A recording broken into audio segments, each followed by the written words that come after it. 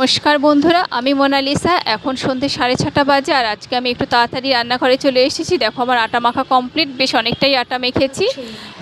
এখানে অনেকগুলো লেচি কাটা হয়ে গেছে। আমার দুই গুজরাটি বান্ধবী আজকে বলেছে আমার বাড়িতে এসে খাবে। ওরা লুচি আর আলু ভাজা খেতে চেয়েছে, সেই কারণে এই আয়োজন চলছে আর কি।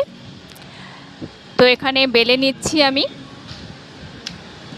ও কড়াইতে বেশ খানিকটা তেল গরম করে লুচি ভাজা শুরু করে দিয়েছি।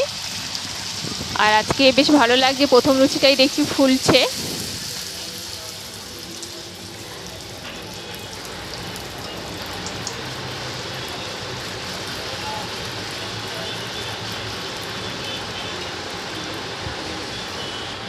এ দেখো অনেকগুলো লুচি ভেজেছি, কড়া করে ভেজেছি, কারণ ওরা বলেছে চায়ের সাথে একটু কড়া করে লুচি ভাজা হলেই ভালো।